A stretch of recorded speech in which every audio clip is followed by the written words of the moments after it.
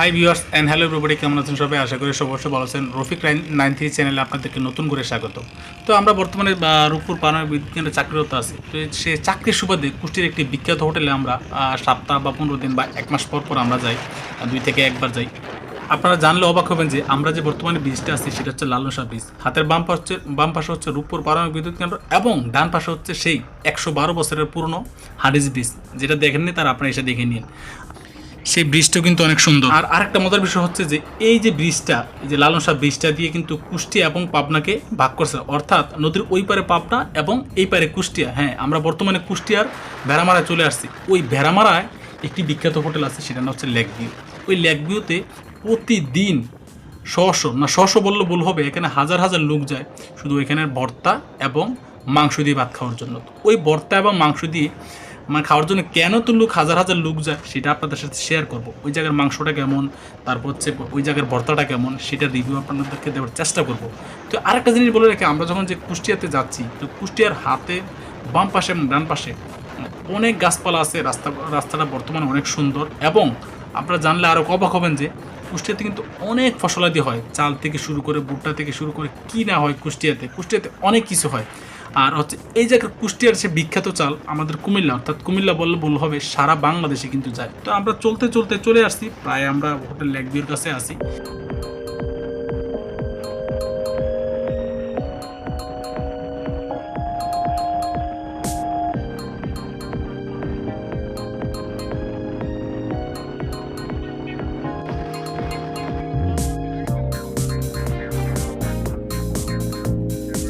এই যে আমরা চলে আসছি সেই কুষ্টিয়ার ভেড়ামারার বিখ্যাত হোটেল লেক ভিউ। এই যে আপনারা দেখতে পাচ্ছেন হোটেল লেক ভিউ, যেখানে প্রতিদিন আমি তো আগেই বললাম, বললে ভুল হবে, হাজার হাজার মানুষ সেই ভর্তা এবং সেই মজার সেই গরুর মাংসটা দিয়ে ভাত খেতে আসে। শুধু আমার কথা না, এখানে মানুষের পাবলিকের কথাগুলো শুনুন এবং আমার যারা কলিগরা আসে তাদের কথাগুলো আপনারা শুনুন।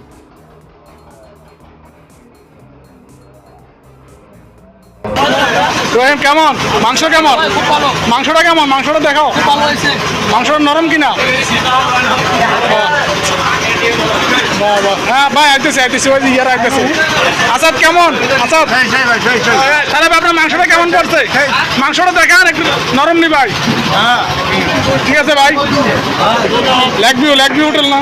আপনারা নিশ্চয়ই বুঝতে পারতেছেন যে এখানে কত মানুষের কারণে কত আওয়াজ শোনা যাইতেছে। এখানে মাঝে মধ্যে এমন হয়, দেখা যাচ্ছে বাইরে দাঁড়ায় থাকা লাগে, না হলে হচ্ছে চেয়ার ধরে দাঁড়ায় থাকা লাগে। এখানে অনেকে বলতেছে হচ্ছে আপনি এখানে খাওয়ার পরে বাসার যেই মাংসের যে স্বাদরা, সেই ফিলটা যেটা আমরা কুরবানি দেওয়ার পরে যেটা পাকায়, যে একদম রসালো থাকে, সেই রসালো মাংসটা কিন্তু এখানে পাওয়া যায় এবং নরম সেই মাংসটা কিন্তু পাওয়া যায়। খাইলে কি মনে হয়?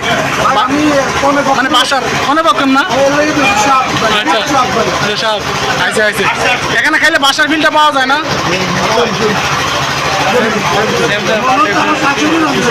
জয়ের বাসার ফিলটা পাওয়া যায়।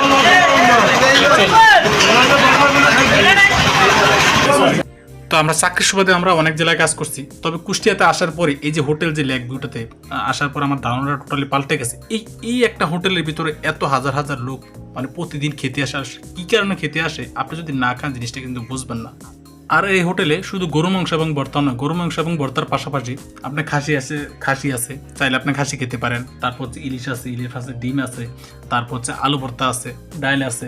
হ্যাঁ, আপনি যেটা চান সেটা আপনি খেতে পারেন।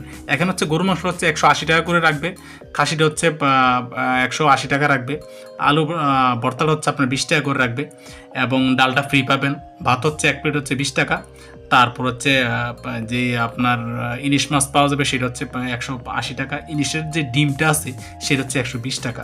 তো চাইলে আপনি এখানে ট্রাই করতে পারেন। যদি আপনি কোনোদিন কুষ্টিয়াতে আসেন, হোটেল লেক ভিউতে আপনি খেয়ে যাবেন, দেখবেন আপনার মুখে লেগে থাকবে। তো এই হোটেল লেক ভিউ সম্পর্কে, কুষ্টিয়ার সেই বিখ্যাত হোটেল লেক ভিউ সম্পর্কে আপনাদেরকে ধারণা দিলাম, রেট সম্পর্কে ধারণা, সেটা কেমন লাগলো সেটা কিন্তু কমেন্ট বক্সে জানাতে বলবেন না। যদি ভিডিওটি ভালো লাগে তাহলে কিন্তু চ্যানেলটি সাবস্ক্রাইব করতে বলবেন না। নিত্য নতুন ভিডিও পেতে সাথে থাকুন। টিল দেন, আল্লাহ হাফেজ।